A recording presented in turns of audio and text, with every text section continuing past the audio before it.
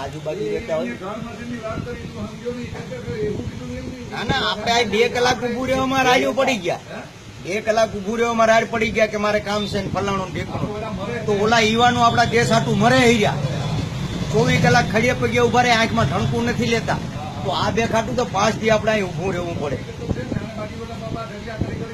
ઓલા તો જનેતાના દીકરા રણ મેદાનમાં ગોળીઓ સાચીમાં ખાવા ઉભા ભાઈડા સાપ આપી દે આપણે તો મજા હશે તો ધનિય ઈને તો આપણે ભગવાન લેખાય નરેન્દ્ર મોદી તો ભગવાનનો અવતાર કહેવાય